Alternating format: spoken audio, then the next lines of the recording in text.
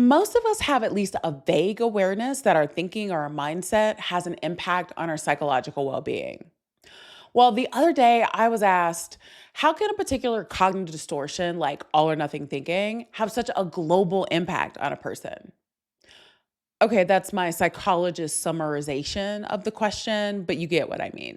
So today I'm going to answer that question. And if it's at all helpful to you, I'll focus on other cognitive distortions in the future so that you can be more aware of them in your lives and not allow negative thinking to weigh you down. Welcome back to Savvy Psychologist. I'm your host, Dr. Monica Johnson. Every week on this show, I'll help you face life challenges with evidence-based approaches, a sympathetic ear, and zero judgment. All or nothing thinking, also known as black and white thinking or dichotomous thinking, is a cognitive distortion where individuals see situations, experiences, or outcomes in extreme binary terms. So it's either all good or all bad with no middle ground. This kind of thinking can have several negative impacts on a person's mental health and behavior. Here are some of the key negative consequences. The first consequence I'm going to mention is increased anxiety and stress. All or nothing thinking often sets unrealistic standards, leading to chronic anxiety and stress when these standards are not met. For example, believing that if I don't do this perfectly, I'm a failure creates immense pressure to always perform flawlessly, which is both unrealistic and stressful. Speaking of perfectionism, this type of thinking is closely related to perfectionism, where anything less than perfect is considered a complete failure. Perfectionism can lead to procrastination out of fear of not meeting the high standard, burnout, and even avoidance of tasks altogether, as the pressure to achieve perfection becomes overwhelming. The third thing I want to mention is low self esteem. So, people who engage in all or nothing thinking often see themselves as less than if they fall short of their expectations or if things don't go their way.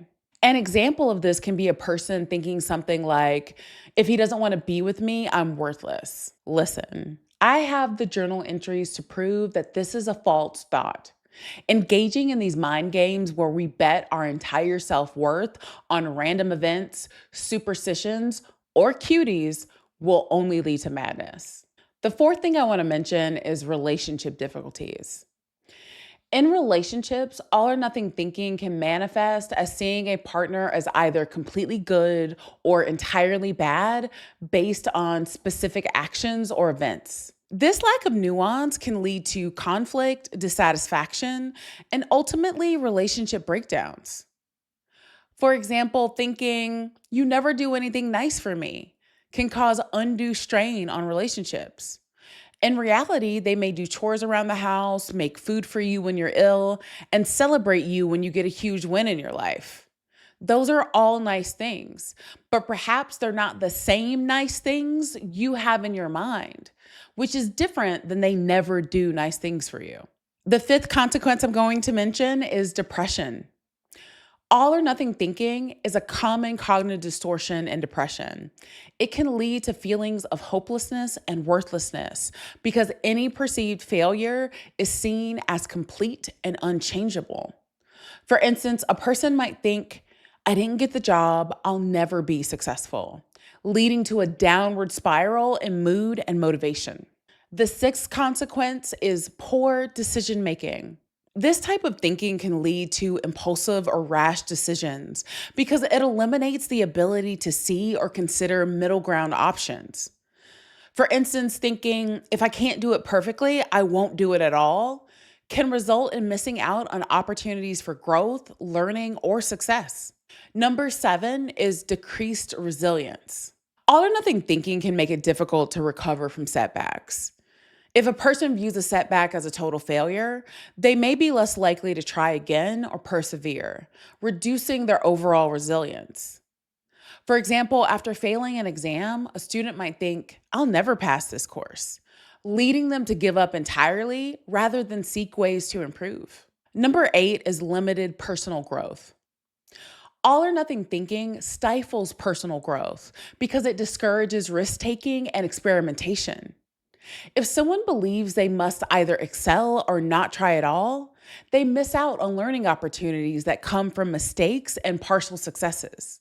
The ninth thing I'm going to mention is a negative impact on your physical health. This cognitive distortion can also affect physical health, particularly in areas like diet and exercise. For example, someone might think, I ate a slice of pizza for lunch, so I might as well eat whatever I want for the rest of the day, week, or month, leading to cycles of extreme dieting and binge eating, which can harm physical health. The 10th thing I'm going to mention is isolation. All or nothing thinking can lead to social isolation. If a person believes they must be perfect to be liked or accepted, they may withdraw from social situations out of fear of not measuring up, leading to loneliness and further emotional distress. I run into countless people who refuse to date, make friends, or generally socialize until they lose weight, clear up their acne, get braces, or whatever hangup they choose to fixate on at that time. There's space for all of us to belong. Now, here's a few tips on how to address all or nothing thinking. The first is cognitive restructuring. So, you want to challenge and replace black and white thoughts with more balanced perspectives. For example, I didn't get everything done today, but I accomplished a lot, and that's okay. This type of practice can start to shape your thoughts into more adaptive thinking, change your emotional responses to things, and lead to outcomes that are more in line with your values. The next thing I'll mention is set realistic expectations. Acknowledge that perfection is unattainable and that partial success is still valuable.